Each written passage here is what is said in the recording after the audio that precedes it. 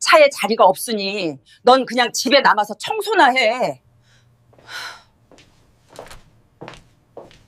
설 연휴 마지막 날, 아침부터 온갖 음식과 짐을 바리바리 싸던 제게 시어머니가 던진 말이었습니다. 5년간의 결혼 생활, 숨 막히는 시집살이를 견디게 했던 마지막 인내의 끈이 끊어지는 순간이었습니다. 하지만 그들은 몰랐습니다. 지금 자신들이 머무는 이 강남의 최고급 아파트가 렌트가 아닌 바로 내 명의의 집이라는 사실을, 그리고 지난 3년간 그들의 탐욕과 위선을 증명할 모든 증거를 차곡차곡 모아왔다는 것을 말입니다. 그들의 모든 것을 빼앗고 가장 비참한 모습으로 길바닥에 나앉게 만들 완벽한 복수. 오늘 이 지긋지긋한 시집살이에 마침표를 찍을 것입니다. 마음정거장이 들려드릴 오늘의 사연, 이 통쾌한 복수극의 결말이 궁금하시다면 지금 바로 구독과 좋아요를 눌러주세요. 새해의 쌀쌀한 공기가 채 가시지 않은 설 연휴 마지막 날 아침. 온기를 잃은 식기들, 그리고 역한 기름 냄새만이 가득한 주방에 홀로 남겨졌습니다. 굳게 닫힌 현관문은 마치 제 삶의 탈출구를 막아버린 감옥의 철문 같았습니다. 지난 5년간 이어져 온 인고의 세월, 참고 또 참으면 언젠가 좋은 날이 오리라 믿었습니다. 남편 박지훈과의 온전한 사랑, 시어머니 김영숙 여사께 드리는 도리. 이 모든 것을 위해 희생이라는 단어를 가슴에 새기며 살았습니다. 하지만 오늘 아침, 제 눈앞에 펼쳐진 진실은 1월의 칼바람보다 더 시리고 잔혹했습니다. 지난 1년간 시댁 식구들이 얹혀 살고 있는 제 강남의 최고급 아파트. 이른 아침부터 시끄러운 소리로 가득했습니다. 오늘 날이 좋다며 시어머니가 며칠 내내 갈비찜과 전에 질렸으니 경기도 외곽으로 나가 바비큐 파티를 하자고 제안했기 때문입니다. 저는 새벽 5시부터 일어나 주방에서 정신없이 움직였습니다. 최고급 한우를 재우고 신선한 채소를 씻고 시어머니와 시동생 부부가 좋아하는 밑반찬을 만들기 위해 마늘 한 톨까지 정성껏 다졌습니다. 아이스박스에는 온 가족이 마실 음료수와 시원한 얼음까지 가득 채웠습니다. 제 손은 쉴 틈 없이 움직였고 모든 준비는 완벽했습니다. 한 점 한 점 얇게 썬 고기에는 시어머니의 까다로운 입맛과 시동생 박지성, 그리고 동서 혜진의 취향에 맞춰 정성껏 양념을 했습니다. 6시 30분이 되자 시댁 식구들이 하나둘 거실로 나왔습니다. 시어머니는 제가 작년 생신 선물로 사드린 화려한 붉은색 한복을 곱게 차려입고 진주 목걸이를 반짝이고 있었습니다. 시동생 지성과 그의 아내 혜진은 신상 명품 옷으로 한껏 멋을 냈습니다. 혜진의 손에 들린 명품 가방 역시 그녀가 아들을 낳았을 때 남편 지훈이 제 돈으로 사준 선물이었습니다. 남편 지훈은 머리에 왁스를 발라 넘기고 값비싼 향수를 뿌린 채 비싼 스포츠웨어 차림이었습니다. 그들은 거실에 서서 잠시 후 어떤 각도에서 사진을 찍어야 잘 나올지, 고기는 어떻게 구워야 맛있는지를 떠들며 웃음꽃을 피웠습니다.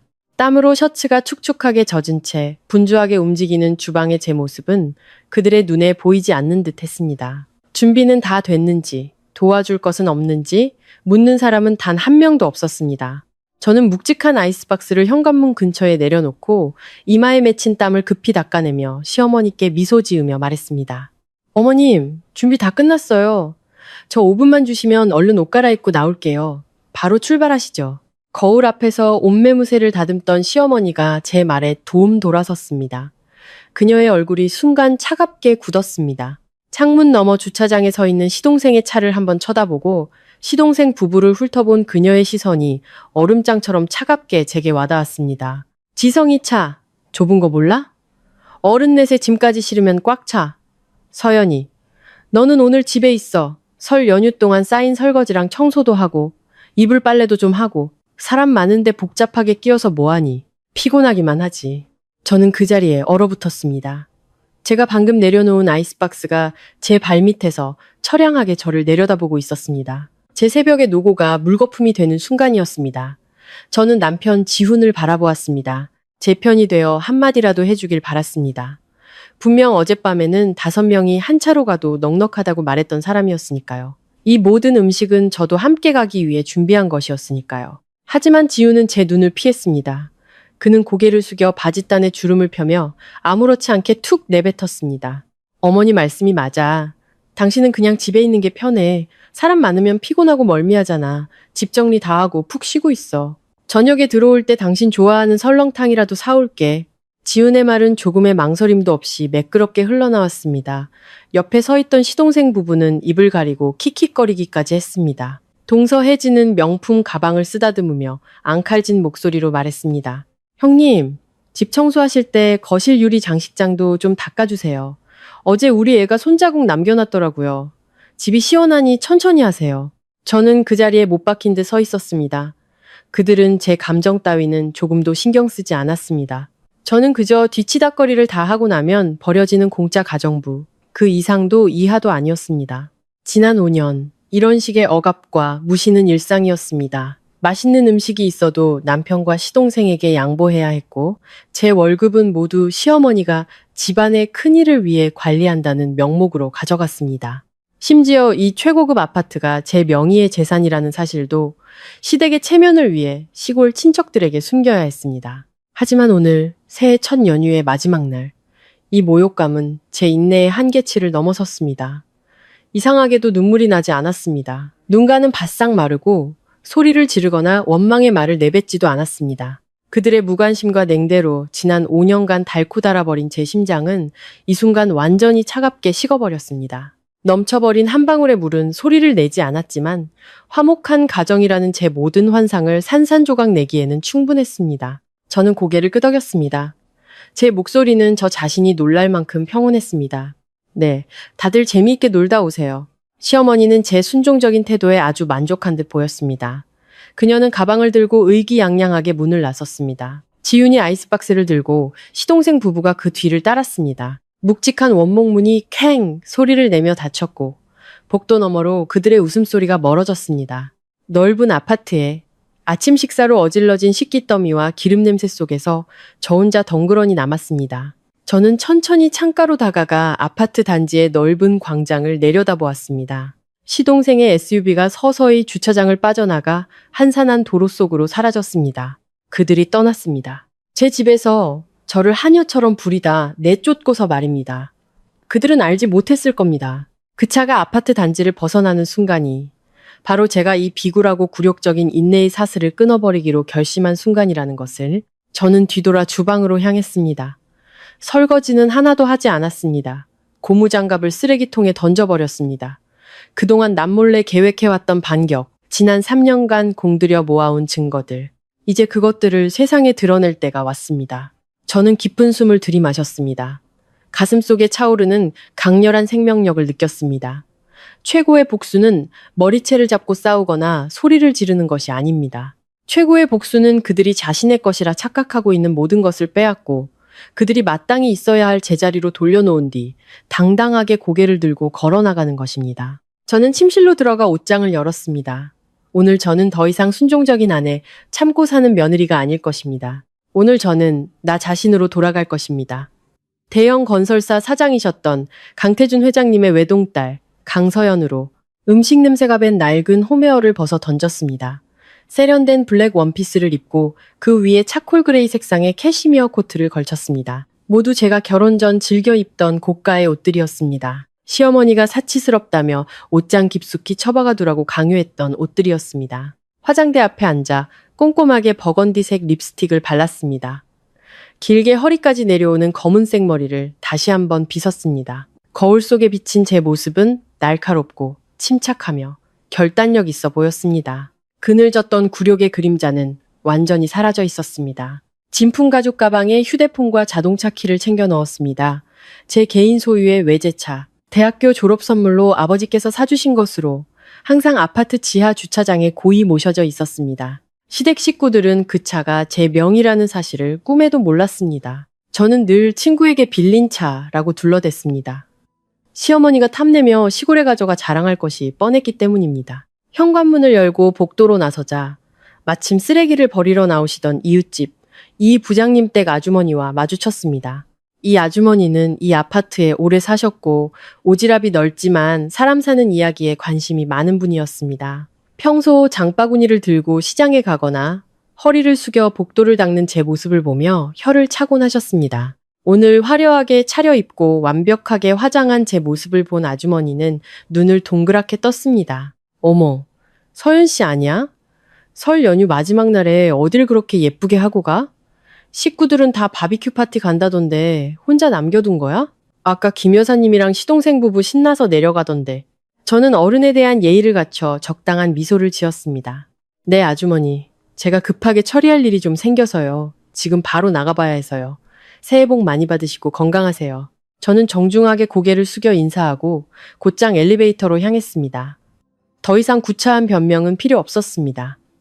이제부터 저는 다른 사람의 시선이나 뒷말에 연연하며 살지 않을 것입니다. 지하 주차장으로 내려가 운전석에 앉았습니다. 익숙한 가죽 시트의 향기가 저를 감싸며 안전하고 편안한 느낌을 주었습니다. 시동을 걸자 차는 부드럽게 주차장을 빠져나와 아직은 한산한 설 연휴의 거리로 합류했습니다. 오늘 서울의 날씨는 쌀쌀했지만 길가에 심어진 조화들은 여전히 화사한 색을 뽐내고 있었습니다. 저는 창문을 살짝 내려 봄바람을 맞으며 그 어느 때보다 맑은 정신으로 차를 몰았습니다. 제 목적지는 도심 한복판에 위치한 위풍당당한 오피스 빌딩이었습니다. 그 빌딩 지하에는 국제 표준을 갖춘 개인 금고 및 보관 시스템이 있었습니다. 이곳의 보안은 철통 같았고 고객의 신원은 절대적으로 비밀에 붙여졌습니다. 3년 전 시어머니가 제 침실 서랍을 뒤져 결혼 예물을 찾으려 하는 것을 우연히 목격한 후 저는 경계심을 갖게 되었습니다. 한 지붕 아래 사는 이 사람들이 끝없는 탐욕을 가졌다는 것을 깨달았습니다. 그들은 항상 가족이라는 이름 아래서 자신의 이익을 계산하고 있었습니다. 바로 다음 날, 저는 이곳에 와서 10년 계약으로 중간 크기의 개인 금고를 임대했습니다.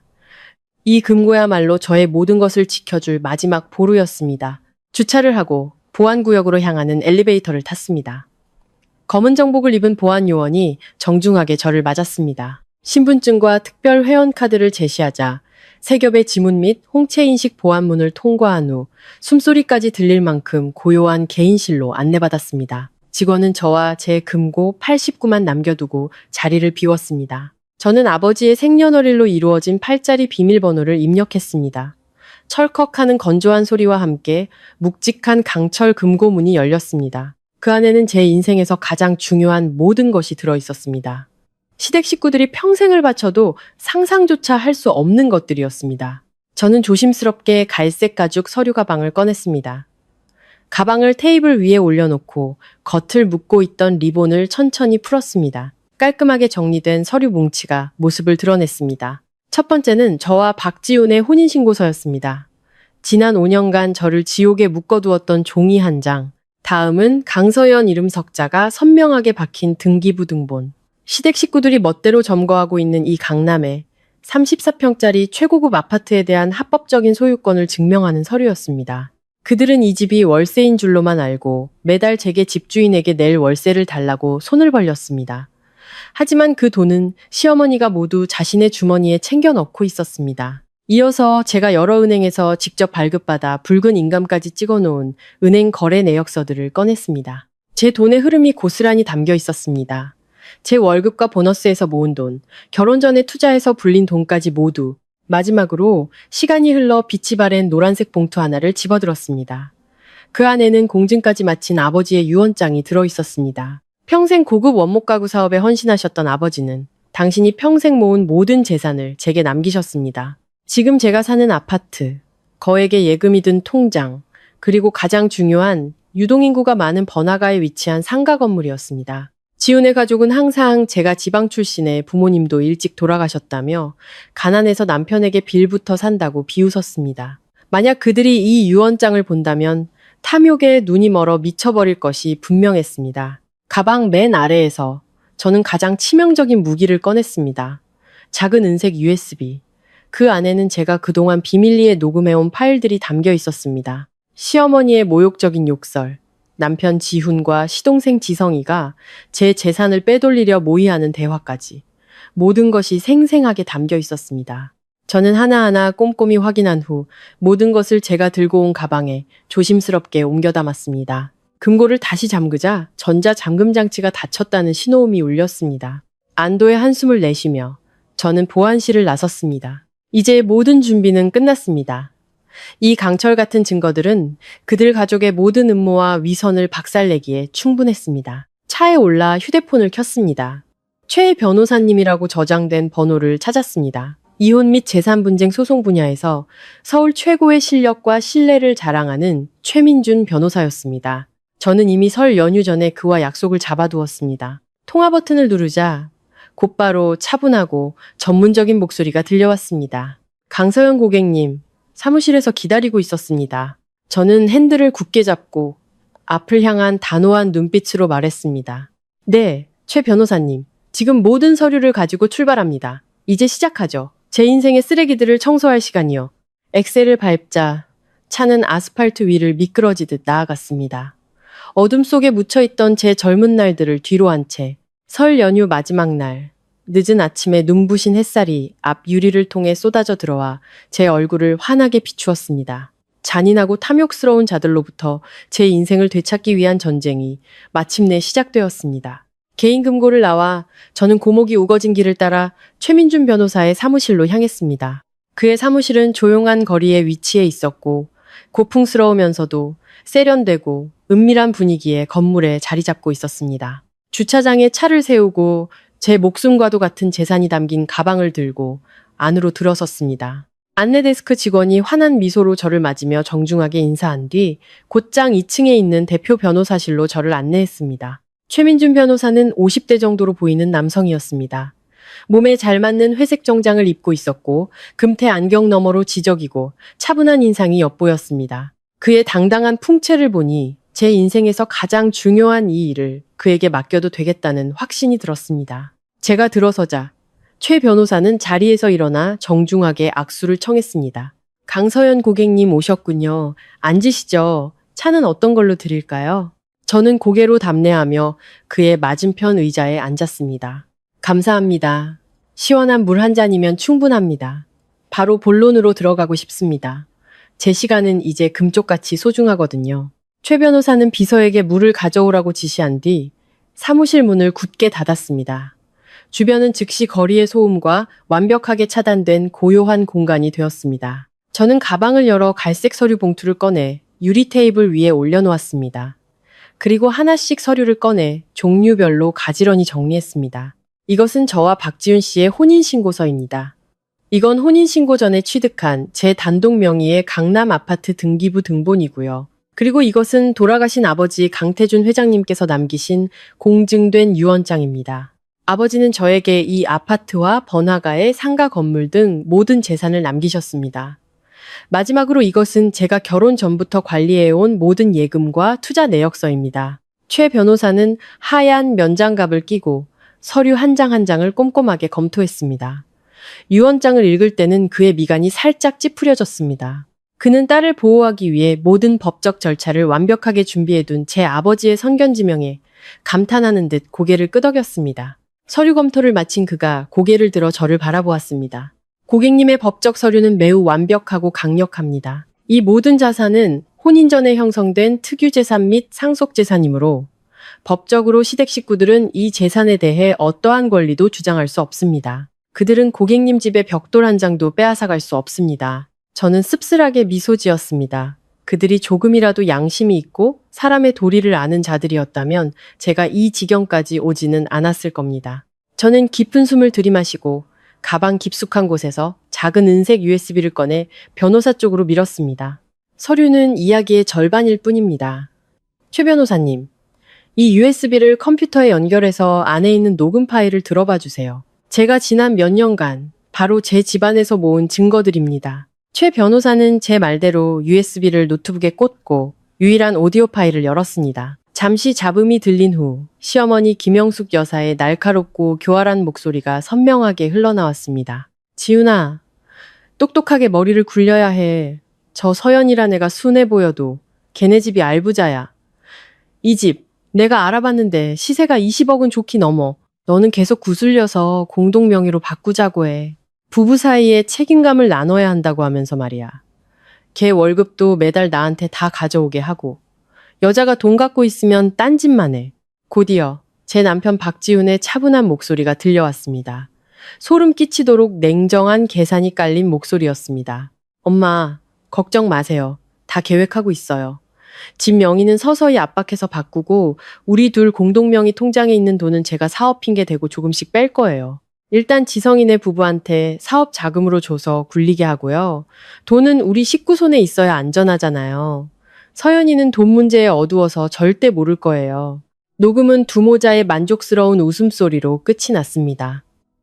최 변호사가 파일을 끄자 그의 표정은 매우 엄숙해졌습니다. 그는 안경을 벗어 가볍게 닦은 후 제 눈을 똑바로 쳐다보며 말했습니다. 강서연 고객님, 저는 수백 건의 이혼 소송을 처리해봤지만 이렇게 조직적이고 뻔뻔하게 재산을 빼돌리려 모의하는 경우는 정말 분노를 금할 수 없군요. 이 녹음 파일은 남편분께서 명백한 사기 행위와 부부간의 신뢰 의무를 중대하게 위반했으며 공동 재산을 은닉하려는 의도가 있었음을 증명하는 강철 같은 증거입니다. 더불어 시댁 식구들의 지속적인 압박과 경제적 통제는 정신적 학대에 해당합니다. 고객님은 소송에서 반드시 승리하여 공동재산을 대부분 확보하고 특유재산은 온전히 지켜낼 수 있을 겁니다. 저는 허리를 꼿꼿이 세우고 두 손을 무릎 위에 모았습니다. 제 마음은 이제 원망도 슬픔도 없이 가을 호수처럼 고요했습니다. 오직 강철 같은 결심만이 남아있을 뿐이었습니다. 최 변호사님, 오늘 바로 이혼 소장을 접수해 주십시오. 동시에 박지훈 명의로 되어 있거나 관련된 모든 공동재산에 대해 법원에 가압류 신청을 준비해 주십시오. 제 피와 땀으로 이룬 돈을 단 1원도 더 이상 빼앗기고 싶지 않습니다. 아파트는 제가 합법적으로 그들을 쫓아낼 다른 방법이 있습니다. 최 변호사는 고개를 끄덕이며 동의했고 즉시 서류를 꺼내 다음 법적 절차들을 써내려가기 시작했습니다. 우리는 거의 2시간 동안 모든 세부 사항을 검토하고 이 일이 터졌을 때 시댁 식구들이 보일 미친 반응까지 예상하며 대책을 세웠습니다. 변호사 위임 계약서에 서명을 마친 후 저는 자리에서 일어나 작별 인사를 했습니다. 이 순간부터 혼인신고서는 더 이상 저를 토참해는 족쇄가 아니었습니다. 그것은 끝없는 탐욕을 가진 자들의 종말을 고하는 심판의 서류가 될 것입니다. 변호사 사무실을 나오니 아침도 거른 채 정신없이 움직인 탓에 허기가 몰려왔습니다. 하지만 지금은 음식을 생각할 겨를이 없었습니다. 제 다음 목표는 시내 중심가에 위치한 대형 은행 지점이었습니다. 제 모든 자금과 결혼 초 지훈과 함께 만들었던 공동 계좌가 관리되는 곳이었습니다. 설 연휴 마지막 날 오후에 은행은 한산했습니다. 고운 한복을 입은 직원들이 긴 휴가를 마치고 막 업무에 복귀한 모습이었습니다. VIP 고객 카드를 덕분에 저는 기다릴 필요 없이 곧장 VIP 라운지로 안내받았습니다. 지점장님이 직접 나와 차를 권하며 새해 인사를 건넸습니다. 저는 간단히 인사를 나눈 뒤 곧바로 본론을 꺼냈습니다. 지점장님, 제 명의로 된 모든 개인 계좌와 남편 박지훈 씨와 공동 명의로 된 예금 계좌까지 전부 거래 내역을 뽑아주세요. 새로운 프로젝트 투자를 위해 자금 흐름을 좀 확인해야 해서요. 은행 직원은 신속하게 컴퓨터를 조작했습니다. 10분도 채 되지 않아 은행의 붉은 직인이 찍힌 두툼한 서류 뭉치가 제 앞에 놓였습니다. 저는 형광펜을 들고 한 줄 한 줄 숫자 하나하나를 훑어내려갔습니다. 제 월급은 매달 꼬박꼬박 입금되었지만 5 식구의 생활비를 충당하느라 거의 전부 인출되었습니다. 지우는 건설 자재 회사 팀장이라는 직함을 달고 있었지만 집에 가져오는 돈은 쥐꼬리만 했고 모든 경제적 부담은 당연하다는 듯 제 어깨에 지워졌습니다. 그러다 제 시선이 공동 예금 계좌의 한 페이지에서 멈췄습니다. 넉 달 전 시동생 지성 부부가 맥주와 음료 대리점을 열고 싶지만 자본이 부족하다고 앓는 소리를 하던 바로 그 시점이었습니다. 계좌에서 비정상적인 거래가 발생했습니다. 무려 1억 원이라는 거액이 이체되었습니다. 이체를 실행한 사람은 박지훈, 수취인 이름은 선명하게 이혜진으로 찍혀 있었습니다. 바로 시동생의 아내였습니다. 이체 메모에는 처남댁 사업자금 무이자 대여라고 분명히 적혀 있었습니다. 1억. 그들은 제 등 뒤에서 제가 믿고 맡긴 인터넷 뱅킹 비밀번호를 이용해 부부의 공동재산을 모두 빼돌려 시동생에게 줘버린 것이었습니다. 모든 것이 시어머니가 부추겼던 녹음 내용 그대로였습니다. 그들의 탐욕은 제 노동력을 착취하는 것에서 그치지 않고 뻔뻔하게 재산을 강탈하기까지 했습니다. 저는 이를 악물었습니다. 등골이 서늘해졌지만 머리는 이상할 정도로 맑아졌습니다. 정말이지 시기적절한 행동이었습니다. 조금만 더 망설였다면 그들은 제게 남은 것 하나 없이 모든 것을 앗아갔을 겁니다. 저는 고개를 들어 지점장을 똑바로 쳐다보며 조금의 흔들림도 없는 단호한 목소리로 말했습니다. 지금 즉시 이 모든 개인 계좌들을 동결시켜 주세요. 모든 모바일 뱅킹 앱 연동을 끊고 체크카드와 신용카드도 전부 해지해 주십시오. 그리고 완전히 새로운 계좌와 카드를 하나 만들어 주세요. 제 개인 예금, 적금, 투자 수익금 전부 그 새로운 계좌로 옮겨주시고요. 지점장은 제 갑작스러운 요청에 조금 놀란 듯 했지만 고객의 결정을 존중하고 비밀을 보장하는 원칙에 따라 신속하게 업무를 처리했습니다.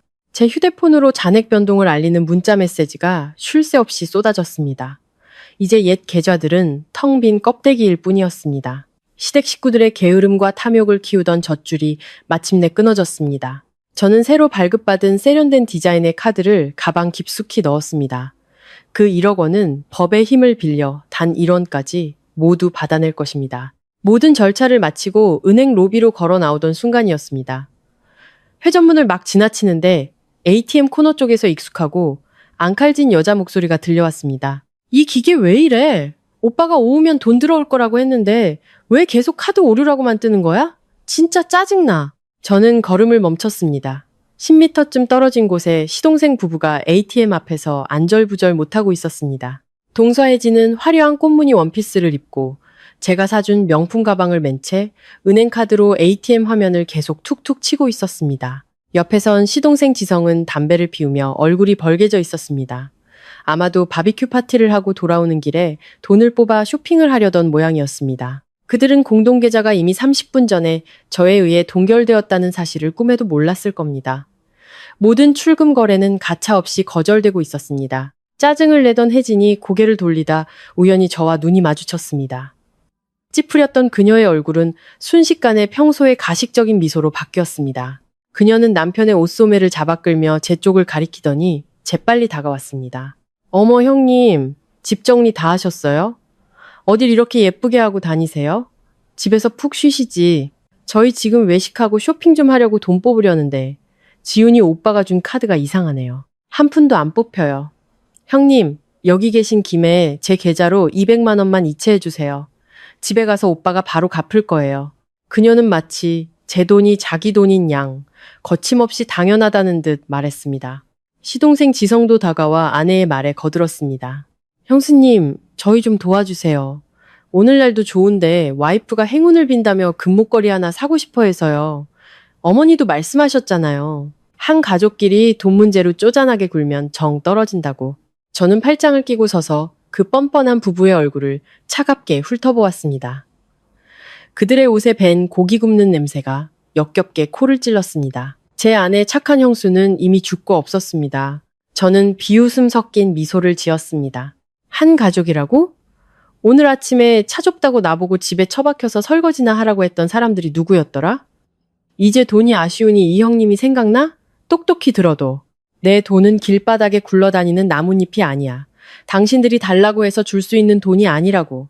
이제부터 내 돈 한 푼이라도 얻었을 생각은 꿈도 꾸지 마. 팔다리 멀쩡하면 직접 벌어섰어. 말을 마친 저는 경악으로 잿빛이 된 그들의 얼굴을 더는 쳐다보지도 않았습니다. 저는 단호하게 돌아서서 제 차를 향해 당당하고 힘찬 걸음을 옮겼습니다. 등 뒤에서 지성과 혜진의 분노에 찬 고함이 들려왔지만 저는 모든 것을 무시했습니다. 진짜 재미있는 연극은 이제 막 시작되었을 뿐이었습니다. 앞으로 닥쳐올 더 큰 폭풍우를 맞이하기 위해 힘을 아껴두어야 했습니다. 은행을 나와 큰 길로 나섰습니다. 설 연휴 마지막 날 오후의 하늘은 맑았고 가벼운 봄바람이 불어왔습니다. 경제적인 족쇄를 벗어던지자 가슴이 뻥 뚫리는 기분이었습니다. 더 이상 월말마다 생활비를 걱정하며 한숨 쉴 필요도 제 자신은 허리띠를 졸라매면서 시댁 식구들의 호화로운 식사를 위해 애쓸 필요도 없었습니다. 차문을 열고 운전석에 앉아 깊은 숨을 내쉰 뒤 시동을 걸었습니다. 다음 목적지는 시내 중심 대로변에 위치한 이 도시에서 가장 신뢰받는 부동산 중개 사무소였습니다. 제가 살고 있는 강남의 34평짜리 고급 아파트는 돌아가신 아버지가 평생을 모아 제게 결혼 선물로 사주신 것이었습니다. 그곳은 한때 작고 평화로운 가정을 꾸리겠다는 제 희망으로 가득 찬 공간이었습니다. 하지만 지훈과 결혼한 후 시어머니는 시골 생활이 심심하다는 핑계로 시동생 부부까지 모두 데리고 올라와 함께 살기 시작했습니다.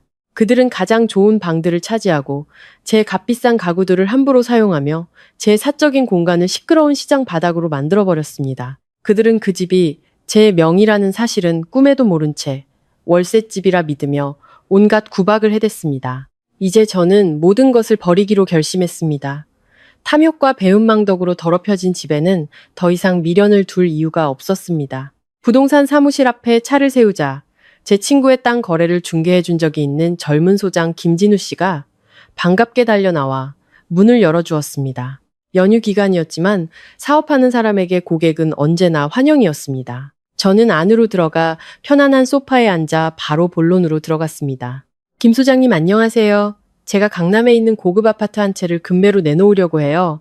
제 단독 명의고 담보나 분쟁 전혀 없는 깨끗한 집입니다. 이달 안에 빨리 처분하고 싶어요. 현금 바로 동원 가능한 매수자 있으면 알아봐 주세요. 진우 씨는 급히 따뜻한 차를 내오며 눈을 반짝였습니다.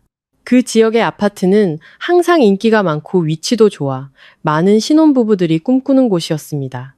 회장님 따님, 걱정 마십시오. 그 동네는 저희 고객분들이 항상 찾으시는 곳입니다. 혹시 서류 가지고 오셨나요? 시세 확인하고 바로 사진 촬영 준비해서 매물 올리겠습니다. 저는 가방에서 붉은 표지의 등기부등본을 꺼내 테이블 위에 올려놓았습니다. 진우 씨는 한 장 한 장 꼼꼼히 넘겨보며 면적, 층수, 창문 방향 등을 기록했습니다. 저는 빌트인 가구와 가전제품을 모두 포함해서 파는 조건이며 매수자는 몸만 들어오면 된다고 명확히 말했습니다. 가격은 빠른 거래를 위해 시세보다 조금 낮게 제시했습니다. 진우 씨는 고개를 끄덕이며 동의했고 즉시 중개계약서를 작성하며 내일 아침 바로 사진기사를 보내 광고용 사진과 영상을 찍겠다고 약속했습니다. 매매 위탁 계약서에 막 서명을 마쳤을 때 가방 속 휴대폰이 울렸습니다. 제가 사는 아파트 관리소장인 이 부장님이었습니다. 이 부장님은 꼼꼼하고 책임감이 강하며 각 세대의 상황을 잘 파악하고 있는 분이었습니다. 저는 진우 씨에게 양해를 구하고 구석으로 가전화를 받았습니다. 전화기 너머로 소란스러운 소리와 함께 이 부장님의 목소리가 들려왔습니다. 강서연 씨? 나 이 소장이요. 지금 외출 중이신가? 로비의 남편인 박지훈 씨랑 김영숙 여사님이 시골에서 온 친척 대여섯 명을 데리고 와서 난리요. 경비원들한테 문 열어달라고 소리 지르고 있어. 박지훈 씨 말로는 당신이 열쇠를 갖고 나가서 관리사무소 마스터키로 문을 열어달라는데 사실 확인 좀 해줘야 우리가 조치를 취하지. 저는 비웃음을 참을 수 없었습니다. 그들은 차가 좁다고 저를 집에 남겨두더니 이제는 제 집에 온갖 친척들까지 불러들여 허세를 부리려 하고 있었습니다. 저는 목소리를 가다듬고 매우 진지하고 명확한 어조로 이 부장님께 말했습니다. 소장님 제 말씀 잘 들으세요. 그 아파트는 제 단독 명의의 개인 재산입니다. 저는 지금 박지훈 씨와 이혼 소송을 진행 중이고요. 이 시간부로 관리사무소는 박지훈, 김영숙 그리고 그들의 모든 가족 및 친척들의 건물 출입을 전면 금지시켜 주십시오. 로비는 물론 저희 층으로 올라오는 엘리베이터도 절대 태워주시면 안 됩니다. 만약 무단으로 침입하려 할 경우 즉시 경찰에 주거침입죄로 신고해 주십시오. 이 부장님은 제 말에 너무 놀라 잠시 침묵했습니다. 하지만 오랜 관리소장 경험으로 그는 문제의 심각성을 즉시 파악했습니다. 알겠소, 강서연 씨. 당신이 합법적인 집주인이니 관리사무소는 당신의 요청에 전적으로 따르겠소. 내가 직접 로비로 내려가서 보안팀에 지시해서 박지훈 씨 일행이 출입 통제선을 넘지 못하도록 막겠소. 걱정 말고 볼일 보시오. 저는 이 부장님께 감사 인사를 드리고 전화를 끊었습니다. 다시 자리로 돌아와 진우 씨에게 인사를 하고 사무실을 나섰습니다. 집을 파는 문제는 해결되었지만 재산을 완벽하게 보호하고 그들이 무모한 짓을 하지 못하게 막으려면 새로운 자물쇠가 필요했습니다. 저는 주소록에서 시장 근처에서 오랫동안 열쇠 가게를 해오신 사장님의 번호를 찾아 전화를 걸었습니다. 오후 3시에 제 아파트 앞에서 만나 현관문의 모든 잠금 장치를 교체해달라고 약속했습니다. 전자 도어록부터 보조키까지 최고급 방범용 제품으로 전부 바꿔달라고 요청했습니다. 오후 3시, 저는 아파트 15층 복도에 도착했습니다. 열쇠 사장님은 이미 공구함을 들고 기다리고 계셨습니다. 저를 보시고는 반갑게 인사하며 곧바로 작업에 착수하셨습니다. 드릴 소리와 금속 부딪히는 소리가 규칙적으로 울려 퍼졌습니다. 저는 벽에 기대 팔짱을 낀 채 굳건한 원목 현관문이 새로운 갑옷을 입는 모습을 지켜보았습니다. 나사 하나하나가 단단히 조여지고 제 지문이 새로운 도어록 시스템에 신중하게 등록되었습니다. 1시간도 채 되지 않아 작업이 끝났습니다. 사장님은 반짝이는 새 열쇠 5개를 건네주시며 전자패널 사용법을 꼼꼼하게 설명해 주셨습니다. 저는 두둑한 공임을 지불하고 사장님을 엘리베이터까지 배웅한 뒤 다시 제 집 문 앞에 섰습니다. 감지 센서에 손가락을 대자 삑 하는 경쾌한 소리와 함께 잠금 장치가 열렸습니다. 저는 안으로 들어가 문을 굳게 닫았습니다. 이제 이 집은 그 누구도 침범할 수 없는 오직 저만의 요새가 되었습니다. 밖에서 헛된 권력을 휘두르며 착각에 빠져 있는 그들은 곧 뼛속까지 시린 냉수를 맞게 될 것입니다. 집 문제를 마무리하고 시계를 보니 오후 4시 30분이었습니다. 이 시간이면 그들의 화려한 바비큐 파티도 슬슬 끝날 무렵이었습니다. 저는 그들을 찾아가기로 결심했습니다. 평소 공짜 돈 쓰기 좋아하던 자들이 돈줄이 막혔을 때 어떤 비참한 꼴을 보이는지 제 눈으로 직접 보고 싶었습니다. 그들이 자주 가는 장소는 잘 알고 있었습니다. 도시 외곽의 생태호수 공원 근처에 있는 한옥 스타일의 고급 바비큐 전문점이었습니다. 설 연휴 마지막 날 오후에 도로는 다시 붐비기 시작했습니다. 연휴의 여운을 실은 차들이 분주하게 오갔습니다. 저는 식당으로 이어지는 가로수길로 천천히 차를 몰았습니다. 그리고 식당 입구 바로 맞은편, 길 건너 커다란 나무 그늘 아래 눈에 띄지 않는 곳에 차를 세웠습니다. 이 각도에서는 식당 앞의 모든 상황을 가장 잘 볼 수 있었습니다. 차창을 반쯤 내리자 식당 굴뚝에서 피어오르는 숯불 연기와 고기 굽는 냄새가 바람을 타고 흘러왔습니다. 주변은 시끄러운 경적 소리와 가게에서 흘러나오는 음악 소리로 소란스러웠습니다. 저는 휴대폰을 꺼내 녹음 기능을 켜고 대시보드 위에 올려놓은 채 식당의 밝은 유리문을 뚫어지게 쳐다보았습니다. 오래 기다릴 필요도 없었습니다. 약 15분 후 식당의 유리문이 거칠게 열렸습니다. 박지훈이 가장 먼저 나왔습니다. 그의 얼굴은 잿빛이었고 이마에는 식은 땀이 송골송골 맺혀 있었습니다. 그 뒤를 따라 나온 시어머니 김영숙 여사는 잔뜩 인상을 쓴 채 무언가 욕설을 중얼거리고 있었습니다. 마지막으로 나온 시동생 부부는 아침에 그 거만하고 의기양양한 모습은 온데간데 없었습니다. 마치 바람 빠진 풍선처럼 축 처져 있었습니다. 동서혜진은 높은 하이힐 때문에 비틀거리며 남편의 옷을 잡아 끌고 계속 불평을 늘어놓았습니다. 그들은 식당 바로 앞 도로변에 모여 섰습니다. 그들의 목소리는 원래 컸기 때문에 차 안에 앉아있는 제게도 그들의 대화가 또렷하게 들려왔습니다. 지훈이 신용카드 몇 장을 어머니 앞에 흔들며 절망적인 목소리로 말했습니다. 어머니, 이것 좀 보세요. 카드 3개를 긁었는데 전부 거래 거절이래요. 신용카드는 정지됐다고 나오고 체크카드는 계좌가 동결됐다고 하고요. 식당 매니저가 저를 사기꾼 보듯 쳐다보는데 결국 회사 동기한테 전화해서 30만 원 빌려서 겨우 계산했어요. 창피해서 죽는 줄 알았다고요. 김 여사는 사람들이 지나다니는 길 한복판에서 허리에 손을 얹고 소리쳤습니다. 넌 도대체 일 처리를 어떻게 하는 거야? 새해 첫 외식인데 사람들 앞에서 이 망신을 주다니. 내 통장은 네가 관리해야지. 어떻게 정지가 되게 놔둬? 혹시 서연이 걔가 손 쓴 거 아니야? 아침부터 걔 표정이 안 좋더라니. 내가 그럴 줄 알았어. 지우는 머리를 쥐어뜯으며 변명했습니다. 저도 모르겠어요. 비밀번호는 그대로인데. 제 신용카드는 걔 명의 가족카드라. 아마 연휴라 은행 시스템에 오류가 있었나 봐요. 집에 가서 확인해 보라고 할게요. 옆에 서 있던 시동생, 지성이 길에 침을 뱉으며 끼어들었습니다. 오류는 무슨? 형, 와이프 관리 좀 제대로 해. 아까 혜진이가 ATM에서 돈 뽑으려던 카드도 정지됐다고 나왔다고. 돈을 전부 와이프한테 맡겨놓으니까 이런 꼴을 당하는 거 아니야. 형이 저번에 준 1억 원은 이미 대리점 계약금으로 다 써서 지금 현금도 없는데 어떡하냐고. 지성의 말이 끝나자마자 김 여사의 얼굴이 새하얗게 질렸습니다. 그녀는 막내 아들의 등을 세게 치며 겁에 질린 목소리로 속삭였습니다. 지성아, 너 조용히 못해. 1억 얘기 서연이 걔가 알면 집안 뒤집어져. 그거 내가 지훈이 시켜서 몰래 빼서 너희 사업자금 하라고 준 돈이야. 공동통장에 뒀다간 서연이 걔가 다 관리해서 우리 식구가 언제 돈 만져보겠냐고. 여기서 떠들다가 누가 들으면 어쩌려고 그래. 그들의 대화는 단 한마디도 빠짐없이 제 휴대폰에 녹음되었습니다. 제 심장은 두근거렸습니다. 두려움 때문이 아니라 통쾌함 때문이었습니다. 그들은 정말 머리가 나쁜 자들이었습니다.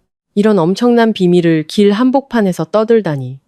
그들은 자신들의 말이 스스로의 무덤을 파는 마지막 삽질이 되고 있다는 사실을 전혀 깨닫지 못하고 있었습니다. 현금이 없어 택시도 못 잡고 발을 동동 구르던 김 여사는 여기저기 전화를 걸어 돈을 빌리려 애썼습니다.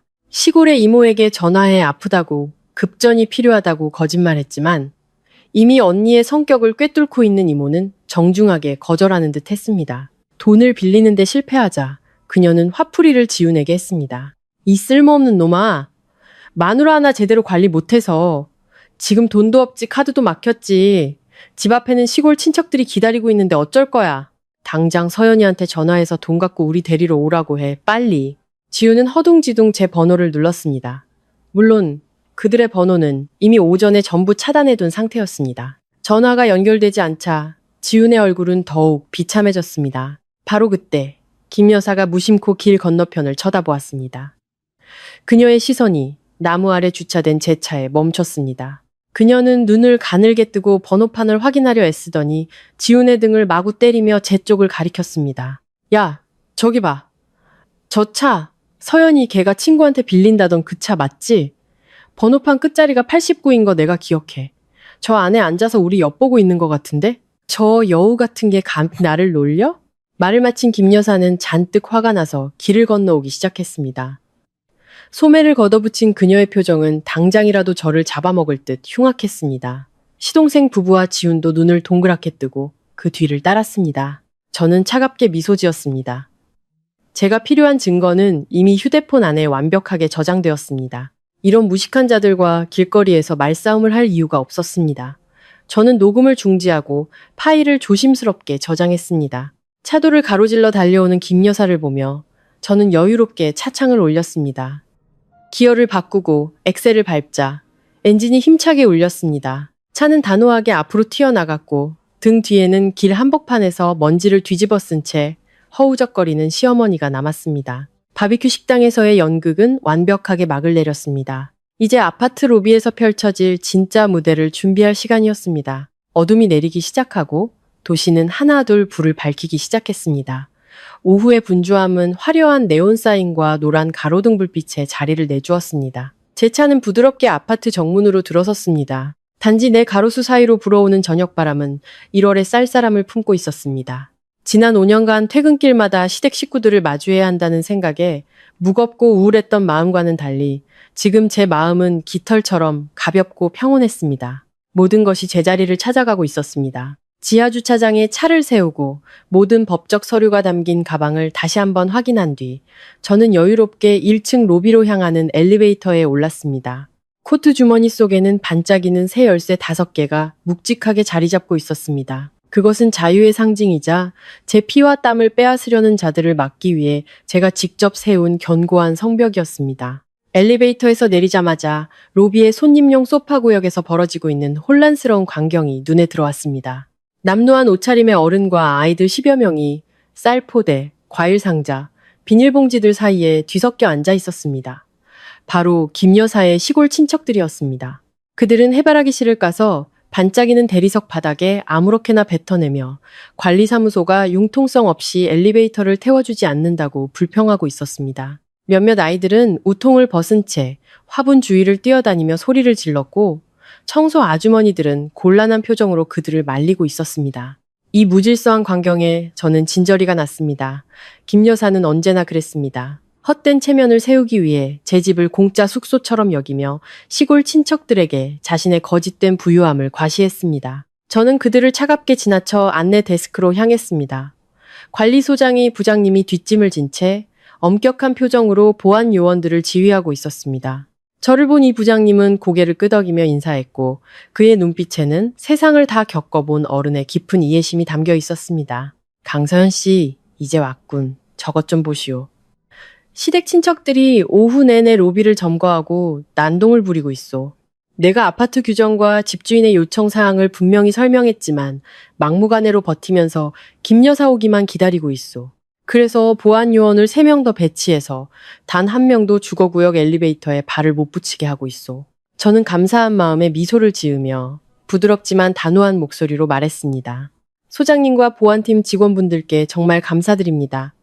이 일로 관리사무소에 큰 폐를 끼치고 아파트 미관을 해치게 되어 정말 죄송합니다. 하지만 오늘 이 재앙의 뿌리를 완전히 뽑아내야만 합니다. 조금만 더 도와주시길 부탁드립니다.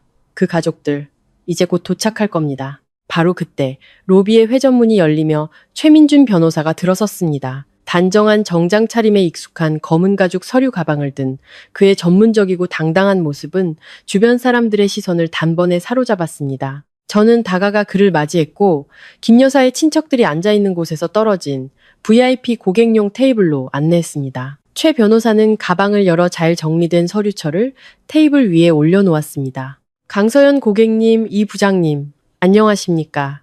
오늘 오후에 모든 법적 절차를 마쳤습니다. 이혼 소장과 재산 분할 청구서는 접수되었고 재산 가압류 신청도 처리 중이라 다음 주 초 업무가 시작되자마자 효력이 발생할 겁니다. 걱정 마십시오. 법의 그물은 이미 쳐졌습니다. 그들이 더 이상 아무것도 빼돌릴 기회는 없습니다. 이 부장님은 고개를 끄덕이며 동의했습니다. 그는 서류철에서 큰 종이 한 장을 꺼냈습니다. 거기에는 아파트 관리사무소의 붉은 직인이 찍힌 굵은 글씨가 인쇄되어 있었습니다. 이건 방금 작성한 내부 공지문이요. 입주민 박지훈, 방문객 김영숙 및 관련 인원의 건물, 내 공용공간 및 1502호 출입을 금지한다는 내용이요. 이걸 로비 게시판과 엘리베이터 안에 붙일 거요. 우리는 법과 규정에 따라 명확하게 일 처리를 해야 저들이 딴소리를 못하오. 저는 공지문을 보며 마음속에서 거대한 힘이 솟아나는 것을 느꼈습니다. 제 철저한 준비, 이 부장님의 적극적인 도움, 그리고 최 변호사의 전문성이 만나 철옹성을 만들었습니다. 저는 소파에 등을 기대고 앉아 직원이 가져다준 따뜻한 국화차를 한 모금 마셨습니다. 혀끝에 맴도는 달콤 쌉쌀한 차의 맛은 지난 5년간 제가 겪어온 결혼 생활의 맛과 꼭 닮아 있었습니다. 벽시계를 보니 거의 저녁 7시였습니다. 그들은 분명 식당에서 여기까지 버스를 타거나 걸어오느라 고생하고 있을 터였습니다. 돈이 없어 식당에서 쫓겨난 굴욕감과 지친 몸은 그들을 미치게 만들기에 충분할 것이었습니다. 저는 조용히 기다렸습니다. 무대는 준비되었고 관객도 자리를 채웠습니다. 이제 주연 배우들이 등장해 자신들의 비참한 연극의 마지막 장을 연기할 일만 남았습니다. 시간은 천천히 흘렀고 시골 친척들의 소란도 배고픔과 피로에 지쳐 잦아들었습니다. 로비의 공기는 끊어지기 직전의 현처럼 팽팽하게 당겨졌습니다. 오랫동안 거미줄을 쳐놓은 거미처럼 저는 이제 제 발로 걸어 들어오는 먹잇감을 조용히 기다릴 뿐이었습니다. 제 침착함이야말로 잠시 후 박지훈의 가족이 들고 나올 모든 거짓된 가면을 꿰뚫을 가장 날카로운 무기였습니다. 정확히 7시 15분 낡은 택시 한 대가 아파트 로비 앞에 급정거했습니다. 문이 열리고 박지훈이 가장 먼저 내렸고 그 뒤로 김 여사와 시동생 부부가 따랐습니다. 그들의 모습은 믿을 수 없을 만큼 비참했습니다. 옷은 구겨지고 흐트러져 있었고 얼굴은 땀과 피로로 얼룩져 있었습니다.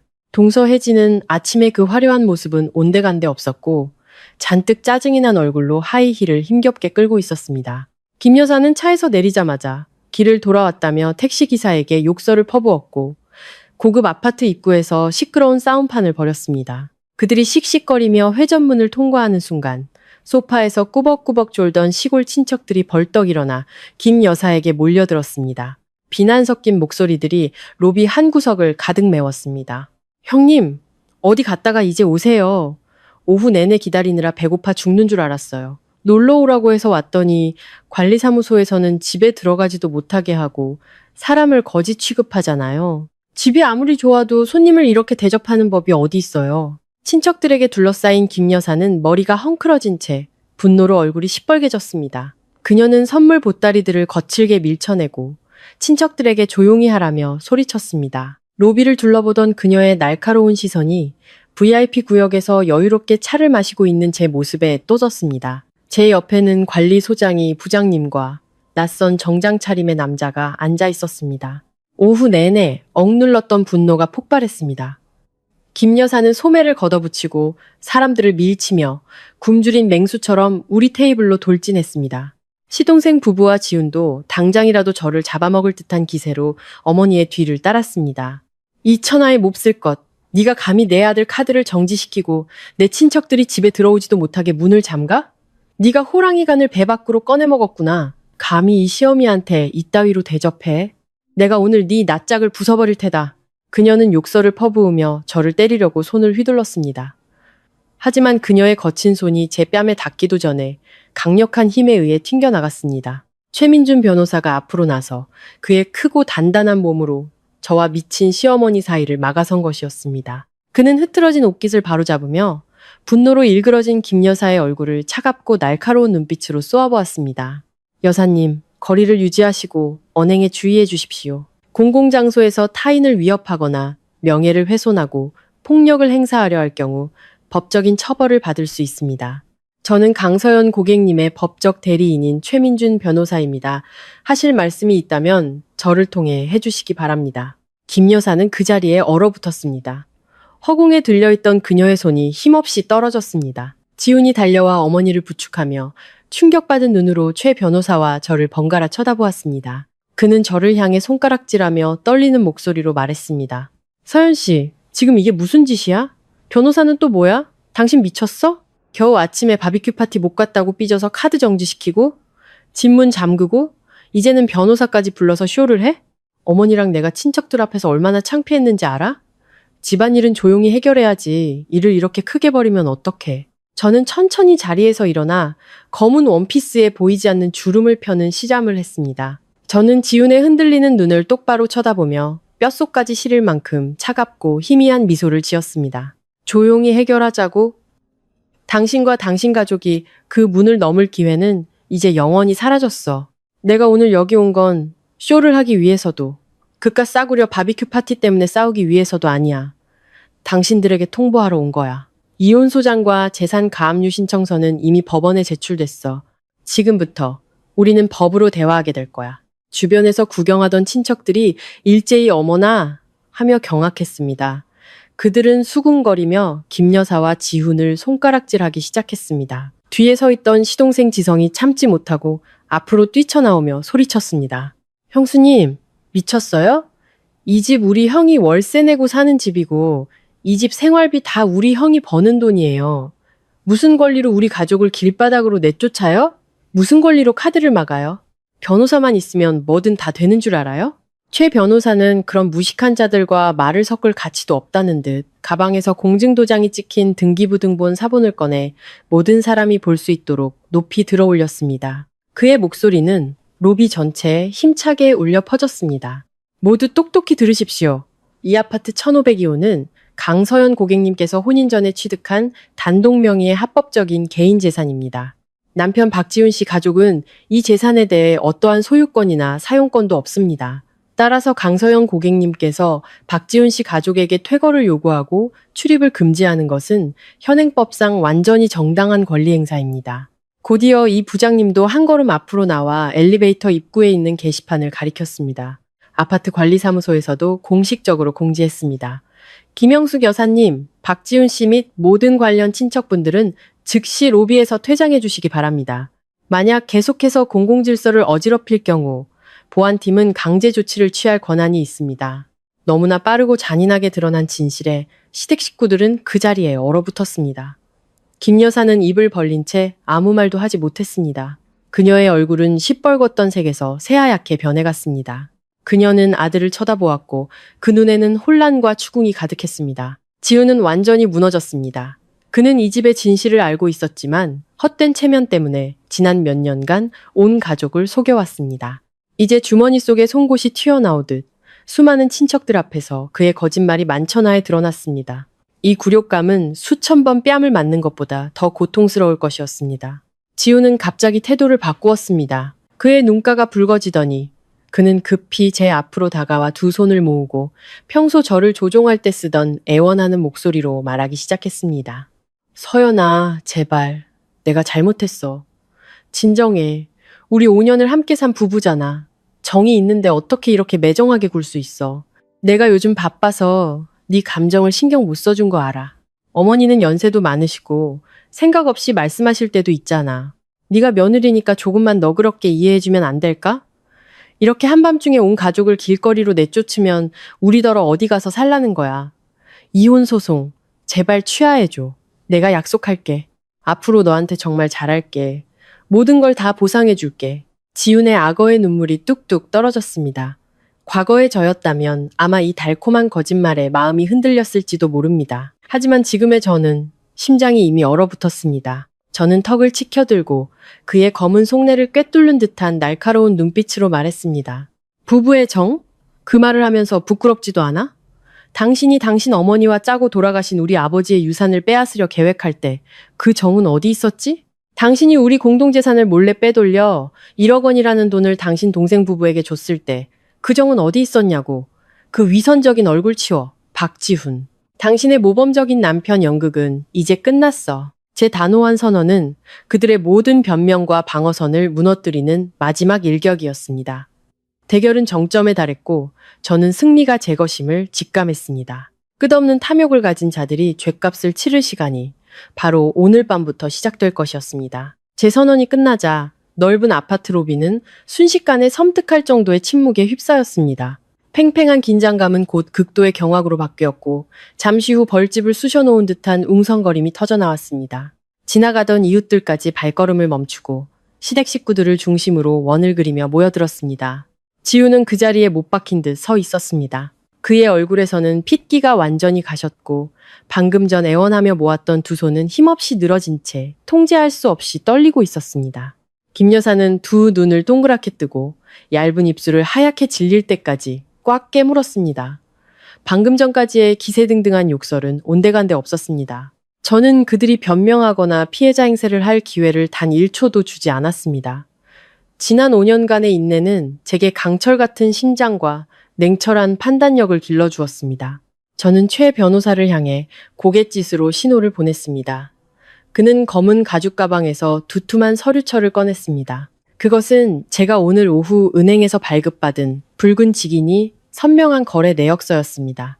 저는 한 걸음 앞으로 나아가 그 서류 뭉치를 받아들고 지훈의 가슴을 향해 던졌습니다. 배신의 증거가 담긴 하얀 종이들이 허공에서 흩날리다 반짝이는 대리석 바닥 위로 어지럽게 떨어졌습니다. 저는 턱을 치켜들고 칼날처럼 날카로운 목소리로 말했습니다. 한 글자 한 글자가 그들의 위선적인 가면을 깊숙이 파고들었습니다. 박지훈 씨, 주워서 똑똑히 봐. 눈 크게 뜨고 그 위에 찍힌 숫자들을 보라고. 5억. 내가 밤낮 없이 일해서 이 가족을 위해 모은 피 같은 돈이야.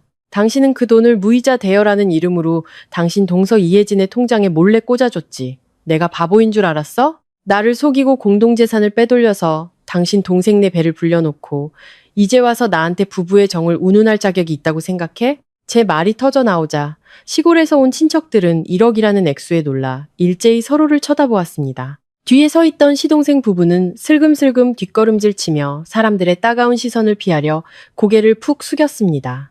재산 은닉 사실이 만천하에 드러나자 김 여사는 당황하며 변명하기 시작했습니다. 네가 사람을 모함하는구나. 내 아들이 돈을 벌어서 동생 사업자금 좀 빌려준 게 뭐가 그렇게 잘못됐다는 거야? 넌 며느리라는 게 시댁 식구들한테 이런 한 푼까지 따지고 드니? 이 불효 막심한 것. 저는 실소를 터뜨렸습니다. 제 웃음소리가 로비에 공허하게 울려 퍼졌습니다. 이 지경에 이르러서도 사실을 왜곡하려 하다니. 저는 더 이상 말로 싸우고 싶지 않았습니다. 가방에 손을 넣어 은색 USB를 꺼내 최 변호사에게 건넸습니다. 그는 즉시 휴대용 태블릿에 USB를 연결하고 볼륨을 최대로 높였습니다. 김 여사의 날카롭고 교활한 목소리와 지훈의 계산적인 목소리가 스피커를 통해 로비 전체에 울려 퍼졌습니다. 저를 압박해 집 명의를 바꾸려는 음모, 공동예금을 몰래 빼돌려 시동생 부부에게 주려는 계획, 그리고 저를 향한 그들의 경멸까지 모든 것이 생생하게 드러났습니다. 끔찍한 녹음이 끝나자 진정한 분노의 물결이 일었습니다. 적나라한 진실은 시댁 식구들의 탐욕스럽고 잔인하며 비도덕적인 본성을 남김없이 폭로했습니다. 여론은 언제나 정의의 편에 서는 법이었고 이제 그들은 자신들의 손으로 마지막 남은 체면마저 산산조각 낸 것이었습니다. 지훈의 먼 친척벌 되는 한 아주머니가 분노에 차들고 있던 고구마를 바닥에 내던지며 김 여사를 향해 소리쳤습니다. 세상에, 형님! 정말 너무하시네요. 시골에서는 아들이 서울에 빌딩 사고 외제차 몬다고 그렇게 자랑을 하시더니 우리더러 복 좀 누리자고 서울 구경 오라시더니 이게 다 뭡니까? 며느리 집에 얹혀 살면서 그 재산까지 빼앗으려고 이런 더러운 짓을 꾸미셨어요? 우리 박씨 집안에 어떻게 형님 모자 같은 파렴치한 인간들이 나올 수 있습니까? 창피해서 얼굴을 들고 다닐 수가 없네요. 주변에 서 있던 이웃들도 비난의 목소리를 높였습니다. 아래층에 사는 한 아주머니는 혀를 차며 경멸 섞인 말을 던졌습니다. 뿌린 대로 거두는 거지. 내가 보니 저 새댁이 매일같이 저 집 식구들 먹여 살리느라 허리가 휘던데 변변한 옷 한 벌 새로 사 입는 걸 못 봤어. 그런데 시어머니랑 동서는 맨날 명품 옷 빼입고 놀러 다니기만 하더구먼. 저렇게 배은망덕하고 탐욕스러운 사람들은 법으로 단단히 벌을 줘야 해. 집에서 쫓겨나는 건 약과지. 친척과 이웃들의 저주 섞인 말을 들은 김 여사는 다리에 힘이 풀린 듯 소파에 주저앉았습니다. 그녀는 가슴을 부여잡고 거친 숨을 몰아쉬며 더 이상 반박할 말조차 찾지 못했습니다. 시동생 부부는 상황이 불리해지자 짐을 챙겨 슬그머니 빠져나가려 했지만 젊은 친척 몇몇에게 붙잡혀 된통 욕을 먹고 있었습니다. 가족이 산산조각 나는 모습을 본 지우는 완전히 무너졌습니다. 가부장적인 남자의 자존심은 갈기갈기 찢겨나갔습니다. 그는 비틀거리며 다가와 제 발 앞에 무릎을 꿇었습니다. 핏기 없는 얼굴은 눈물과 콧물로 범벅이 되었습니다. 그는 제 코트 자락이라도 붙잡으려는 듯 두 손을 내밀었습니다. 서연아, 내가 잘못했어. 정말 미안해.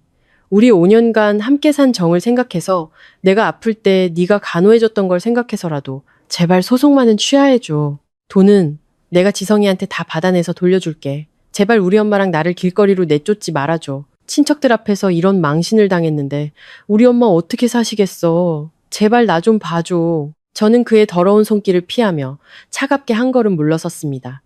제 발 아래 무릎 꿇은 남자를 보며 제 마음속에는 어떠한 동정심이나 연민도 잃지 않았습니다. 모든 것은 너무 늦었습니다. 그의 눈물은 저에게 상처 준 것에 대한 후회가 아니라 경제적 기반과 명예를 잃게 된 것에 대한 두려움일 뿐이었습니다. 당신이 말하는 5년의 정은 당신과 당신 어머니 손에 의해 이미 오래전에 묻혔어. 하늘이 보고 있는데 이 모든 건 당신들이 자초한 일이야. 법이 모든 것을 공정하게 해결해 줄 거야. 이 시간부로 나와 당신 가족은 완전히 끝났어. 다시는 내 눈앞에 나타나지 마. 저는 이 부장님께 고개 숙여 감사 인사를 드린 후 최 변호사와 함께 자리를 떠났습니다. 몸을 돌려 정문을 향해 똑바로 걸어갔습니다. 등 뒤에서 지훈의 처절한 울음소리와 친척들의 욕설이 뒤섞여 비참한 소음을 만들어냈습니다. 하지만 저는 단 한 번도 뒤돌아보지 않았습니다. 투명한 유리문을 나서자 차가운 밤 공기가 폐부 깊숙이 들어왔습니다. 어둠은 등 뒤에 남겨졌고 자유의 빛이 제가 나아갈 길을 환하게 비추고 있었습니다. 혼란스러운 아파트 로비를 뒤로하고 저는 차를 몰아 그곳을 떠났습니다. 밤의 거리는 한결 고요했습니다. 반쯤 열린 차창으로 스며드는 봄바람에는 아직 겨울의 찬 기운이 남아 있었습니다. 지난 5년간 저를 짓누르던 족쇄를 벗어던지자 몸이 깃털처럼 가벼워졌습니다. 더 이상 저를 억압하며 새벽부터 밤늦게까지 일하게 할 사람도 의심의 눈초리로 감시하는 사람도 없었습니다. 이제 저는 오직 저 자신만을 위해 살 것입니다. 제 목적지는 낯선 곳이 아니었습니다. 도심 한복판에 위치한 오래된 거리로 차를 몰았습니다. 신도시의 소란스러움과는 달리 이곳은 시간의 깊이가 느껴지는 고즈넉한 아름다움을 간직하고 있었습니다. 저는 넓은 정면을 가진 가게 앞에 차를 세웠습니다. 가게 위에는 황토라는 글씨가 정교하게 새겨진 나무 간판이 걸려 있었습니다. 이곳은 아버지의 평생의 땀과 열정이 담긴 곳이자 제 어린 시절의 가장 아름다운 기억이 깃든 공간이었습니다. 가게는 현재 아버지의 오랜 직원이자 의형제였던 성호 아저씨가 대신 관리해주고 있었습니다. 이 시간이면 가게 문은 닫혔지만 아저씨가 가게 뒤편의 작은 다락방에서 주무시며 가게를 지킨다는 것을 알고 있었습니다. 철제 셔터문을 가볍게 두드리자 잠시 후 안에서 삐걱거리는 소리가 들렸습니다. 문이 살짝 열리고 성호 아저씨가 고개를 내밀었습니다. 저를 알아본 그의 눈에는 놀라움과 반가움이 섞여 있었습니다. 성호 아저씨, 안녕하세요. 이렇게 늦은 시간에 죄송해요. 드릴 말씀이 있어서요. 아저씨는 서둘러 셔터를 올리고 저를 안으로 맞았습니다. 향긋한 나무 냄새가 가득한 작은 응접실에서 아저씨는 따뜻한 녹차를 내주시며 걱정스럽게 물었습니다. 우리 서연이 무슨 일인데 이 밤중에 아저씨를 찾아왔어? 천천히 말해봐. 아저씨가 뭐든 도와줄게. 내 아버지가 가신 뒤로 아저씨는 너를 친딸처럼 생각하고 있어. 따뜻한 찻잔의 온기가 손을 통해 전해졌습니다. 저는 오늘 있었던 모든 일, 이혼을 결심하게 된 과정과 시댁 식구들이 아파트 로비에서 어떻게 망신을 당했는지 차분하게 설명했습니다. 제 이야기를 다 들은 아저씨의 온화했던 얼굴이 분노로 굳어졌습니다. 그는 탁자를 세게 내리쳤습니다. 괘씸한 놈들! 처음에 그 박지훈이란 놈이 말쑥하고 예의 바르길래 괜찮은 사람인 줄 알았더니 온 가족이 늑대 같은 마음을 품고 있었구나. 네가 일찍 깨닫고 증거를 모아둬서 정말 다행이다. 하늘에 계신 내 아버지가 이 사실을 알면 가슴 아파하시겠지만 이렇게 강하고 결단력 있는 내 모습을 보면 분명 자랑스러워하실 게다. 저는 미소를 지으며 단호한 눈빛으로 아저씨를 바라보았습니다. 감사해요, 아저씨. 오늘 아저씨를 찾아온 건 정말 중요한 부탁이 있어서예요. 내일부터 이 가게의 모든 자물쇠를 새 것으로 바꿔주세요. 시어머니든 박지훈이든 그 집안 사람 누구라도 이곳에 찾아와 정보를 캐묻거든 절대 상대해주지 마세요. 그들은 이제 막다른 길에 몰렸으니 이곳에 와서 행패를 부릴지도 몰라요. 아파트는 팔기로 내놨어요. 정리가 다 되면 이 가게를 개조해서 아빠가 생전에 꿈꾸시던 북카페를 열 거예요. 성호 아저씨는 가슴을 치며 확실하게 약속했습니다. 걱정 말고 아저씨한테 맡겨둬. 이 땅은 네 아버지 땅이야. 외부인 누구도 발 못 붙이게 할 테니 너는 법정 싸움이나 잘 마무리해. 가게는 내가 깨끗하게 관리하면서 네가 공사 시작할 날만 기다리고 있을게. 아저씨께 모든 것을 부탁드리고 저는 가게를 나섰습니다. 저는 생태호수공원 옆에 위치한 5성급 호텔로 차를 몰았습니다. 집이 팔릴 때까지 며칠간 머물 스위트룸을 예약하기 위해서였습니다. 프런트에서 막 객실 카드를 받으려는데 고운 한복을 입은 직원이 미소 지으며 제게 작은 소포를 건넸습니다. 강서연 고객님, 잠시 전에 고객님의 남편이라고 하시는 분이 이 물건을 맡기고 가셨습니다. 전화가 안 돼서 저희를 통해 꼭 전달해달라고 부탁하셨습니다. 무척 지치고 초췌해 보이셨는데 로비에서 한참을 기다리다 가셨습니다.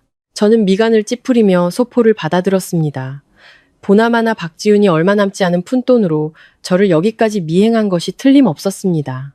그의 집요하고 비겁한 성격은 아무리 희박하더라도 마지막 희망의 끈을 놓지 못하게 했을 겁니다. 직원에게 감사 인사를 하고 짐을 끌고 엘리베이터에 올라 객실로 향했습니다. 객실은 매우 넓고 따뜻한 톤의 고급스러운 인테리어로 꾸며져 있었습니다. 저는 가방을 소파에 던지고 앉아 차갑게 소포 포장지를 뜯었습니다. 안에는 낡은 붉은색 벨벳 상자와 줄 노트에 급하게 쓴 편지 한 통이 들어있었습니다. 상자를 열자 촌스러운 디자인의 싸구려 은반지가 나타났습니다.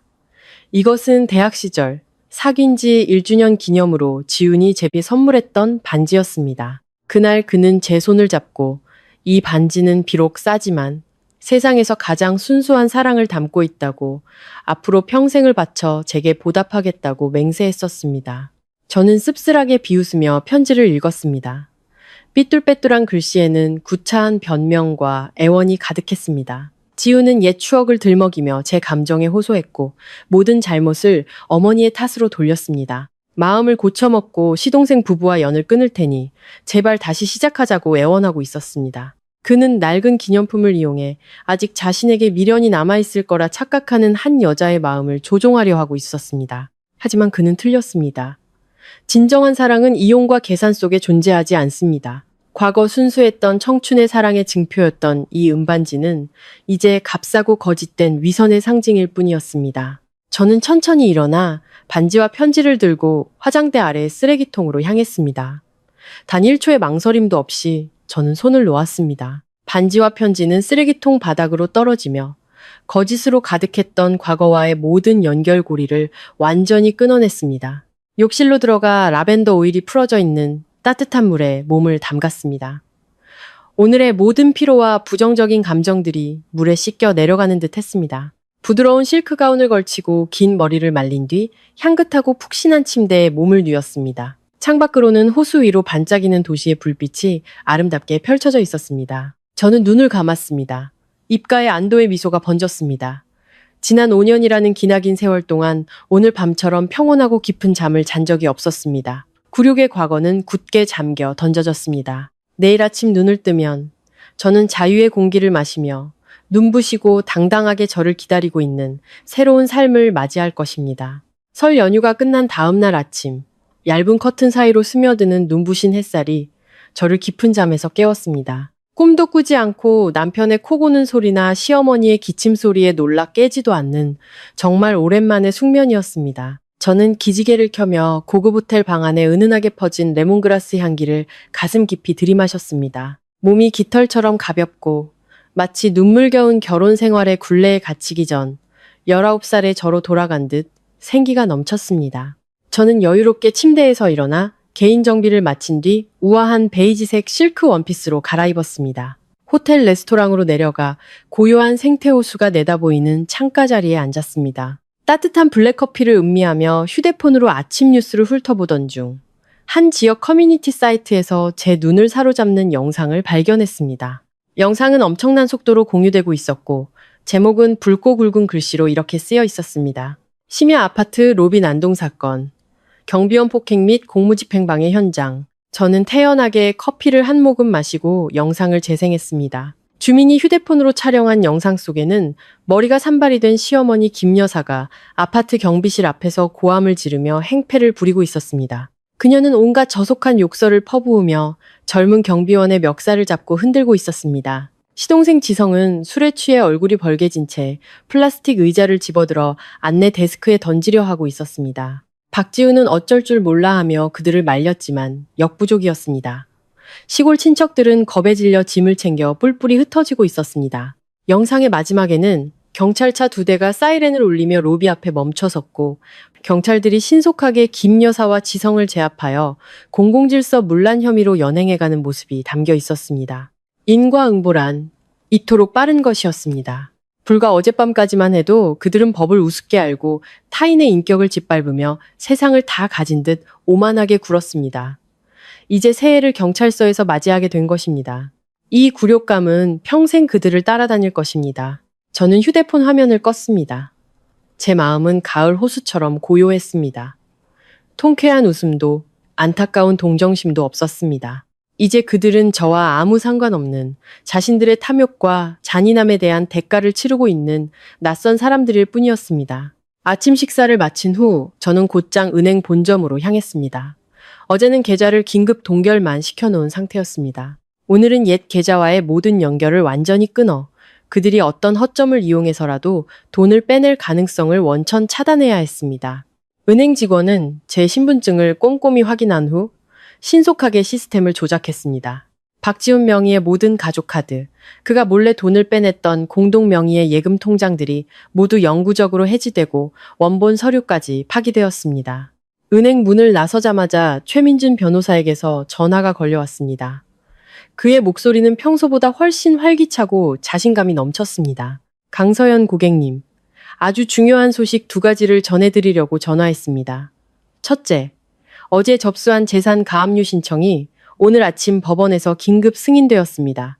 이제 박지훈 씨는 단 한 푼의 재산도 빼돌릴 수 없습니다.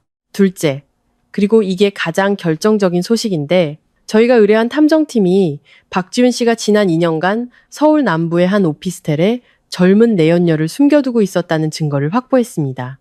오피스텔 월세, 명품 선물 비용 등이 모두 그의 월급 통장에서 지출된 내역과 사진 증거까지 완벽합니다. 고객님께는 회사가 어렵다고 거짓말하며 생활비 분담을 회피해왔으면서 말입니다. 저는 순간 걸음을 멈췄습니다. 휴대폰을 쥔 손에 힘이 들어갔습니다. 내연녀라니. 그 남자의 추악함은 어머니의 사주를 받아 아내의 돈을 빼돌리는 것에서 그치지 않았던 것입니다. 지난 2년간 그가 출장을 간다고 했던 밤들, 피곤하다며 잠자리를 피했던 모든 순간들이 사실은 다른 여자를 위해 돈과 시간을 바치기 위함이었습니다. 역겨움이 목구멍까지 차올랐지만 곧 강한 이성이 그 감정을 억눌렀습니다. 이 증거야말로 이 모든 것을 완벽하게 끝낼 마지막 한 방이었습니다. 저는 긴 숨을 내쉬고 지극히 침착한 목소리로 변호사에게 말했습니다. 감사합니다, 최 변호사님. 그 서류들을 완벽하게 준비해 주십시오.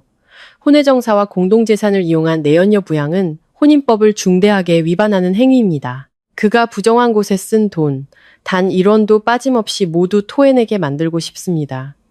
우리는 법정에서 절대적인 승자의 모습으로 만나게 될 겁니다. 전화를 끊고 주차장으로 가려는데 이번에는 부동산의 김진우 소장에게서 전화가 걸려왔습니다.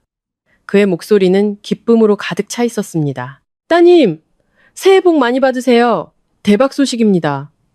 아파트 계약할 분을 찾았습니다. 지금 바로 가계약금 걸겠다고 하네요. 저희는 따님께서 계약서에 도장 찍으실 날만 정해주시면 됩니다. 최근 귀국한 재미교포 부부인데 아파트 위치랑 인테리어를 너무 마음에 들어 하세요. 따님이 제시한 가격 그대로 은행 대출 없이 100% 현금으로 바로 지불하시겠답니다. 이번 주 안에만 명의 이전 끝내주시면 된다고 하네요. 시간 되실 때 사무실로 오셔서 가계약서 작성하시죠. 좋은 소식이 연달아 들려오자 제 기분은 하늘을 날아갈 듯 했습니다.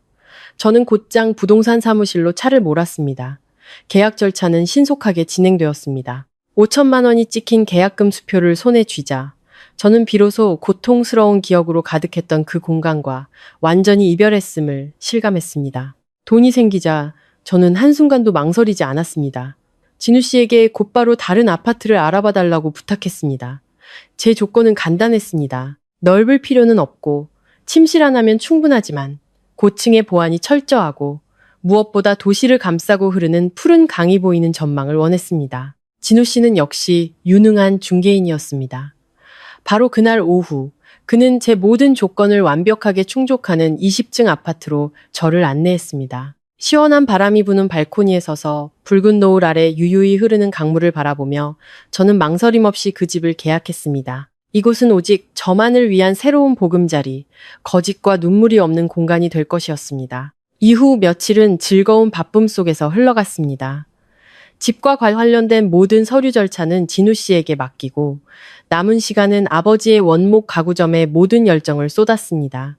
저는 다니던 회사를 그만두고 제 인생의 주인이 되기로 결심했습니다. 성호 아저씨는 가게를 깨끗하게 비워주셨고 저는 직접 인테리어 디자인을 구상했습니다. 낡은 벽은 따뜻한 아이보리색으로 다시 칠하고 옛 가구들은 천장까지 닿는 거대한 책장으로 멋지게 개조했습니다.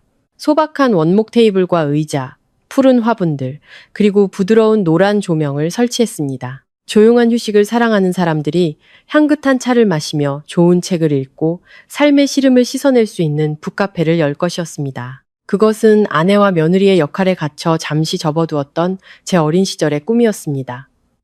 이제 저는 제 손으로 그 꿈의 첫 벽돌을 쌓아 올리고 있었습니다. 일주일이라는 시간은 눈 깜짝할 사이에 지나갔습니다. 오늘 아침 서울의 하늘은 구름 한 점 없이 맑았습니다.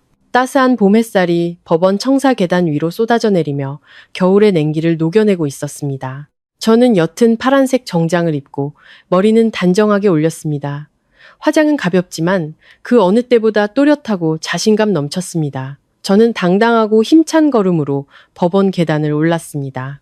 제 옆에는 강철 같은 증거들로 가득 찬 서류 가방을 든 최민준 변호사가 든든하게 함께했습니다.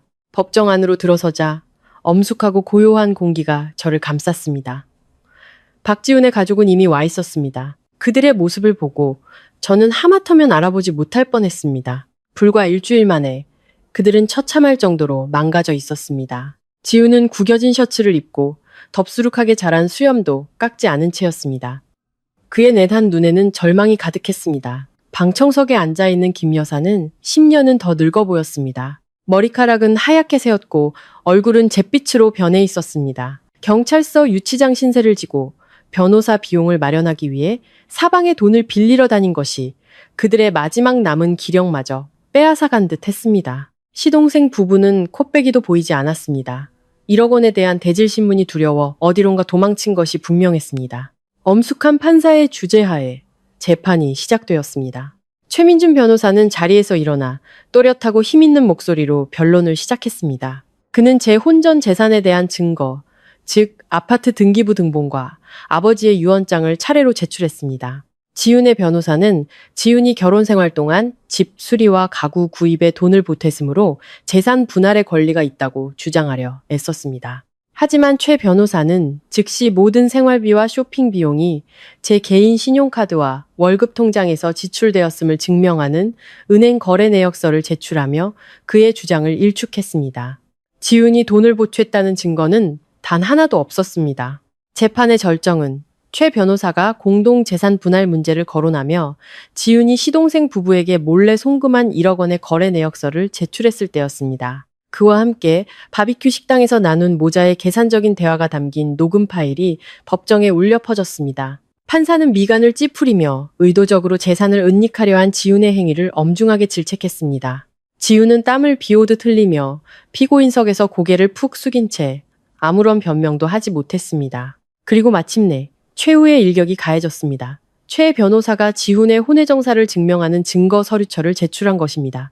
그가 젊은 내연녀와 오피스텔을 드나들며 다정하게 껴안고 있는 선명한 사진들, 그의 월급 통장에서 그녀에게 명품 가방과 보석을 사주기 위해 이체된 내역들이 만천하에 공개되었습니다. 방청석은 술렁이기 시작했습니다. 3개월 후 몇 번의 조정 결렬 끝에 이혼 재판의 최종 판결이 내려지는 날이었습니다. 방청석에 앉아있던 김 여사는 입을 벌린 채 가슴을 부여잡고 거친 숨을 몰아쉬었습니다. 평생 아들이 반듯하고 모범적이라고 자랑해왔던 그녀는 적나라한 진실 앞에서 산산조각 났습니다. 지우는 완전히 무너져 두 무릎을 떨며 책상 위로 고개를 파묻고 흐느꼈습니다. 그의 모든 거짓말과 변명은 반박할 수 없는 강철 같은 증거들 앞에서 잿더미가 되었습니다. 휴정 후 판사가 판결문을 낭독했습니다. 법은 정의의 편이었습니다. 법원은 제 이혼 청구를 받아들였습니다. 재산 문제에 있어서 아파트와 상가 건물은 온전히 제 개인 특유 재산으로 인정되었습니다. 법원은 박지훈에게 동생에게 임의로 송금한 1억 원을 전액 회수하여 제게 반환하고 내연녀에게 사용한 모든 비용 또한 배상하라고 판결했습니다.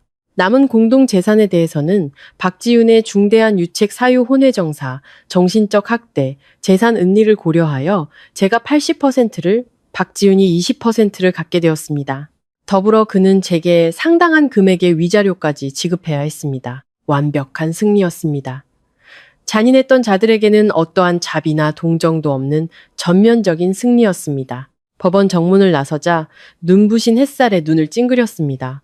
자유롭고 신선한 공기가 가슴 가득 차올랐습니다. 최 변호사는 제게 악수를 건네며 축하 인사를 하고 먼저 자리를 떴습니다. 저는 잠시 계단에 서서 분주하게 오가는 차들을 바라보았습니다. 그때 등 뒤에서 다급한 발소리가 들려왔습니다.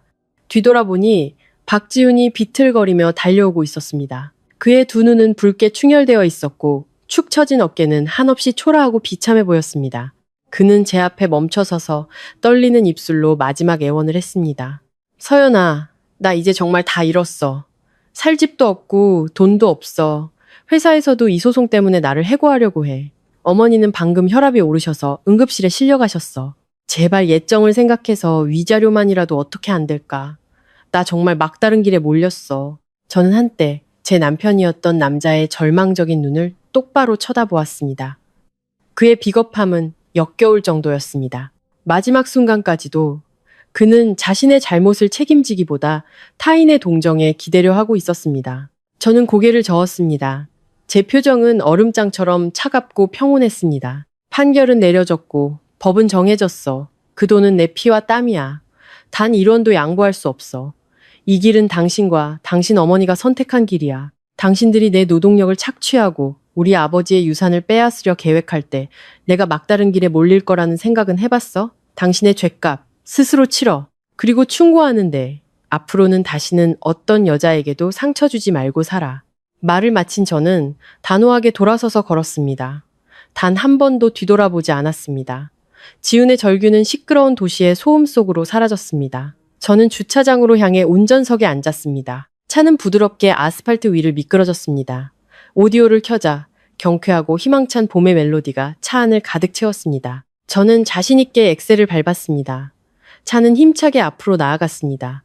과거의 어둠을, 상처와 눈물을, 그리고 배신자들을 뒤로 한 채 제 눈앞에는 시원한 강을 가로지르는 다리가, 햇살 가득한 20층의 아담한 아파트가, 그리고 곧 문을 열 화사한 북카페가 펼쳐져 있었습니다. 눈부신 햇살이 앞 유리를 통해 쏟아져 들어와 강인하고 자유로우며 행복으로 가득 찬 한 여자의 모습을 비추고 있었습니다. 제 새로운 인생은 바로 이 순간부터 시작되었습니다. 한 여자의 인생이 흐려지느냐, 맑아지느냐는 결국 자기 자신에게 달려 있습니다. 잔인함을 참고 견디는 것은 자기 자신에게 잔인해지는 것입니다. 진정한 행복은 용감하게 과거를 버리고 자기 자신을 사랑하기 시작할 때 찾아옵니다. 오늘 마음정거장이 들려드린 이야기는 여기까지입니다. 시청자 여러분의 가정에 늘 건강과 평안, 그리고 행복이 가득하시기를 기원합니다. 오늘 이야기가 마음에 드셨다면 채널 구독과 좋아요를 눌러주시고 앞으로도 의미 있는 이야기들로 다시 찾아뵙겠습니다. 감사합니다.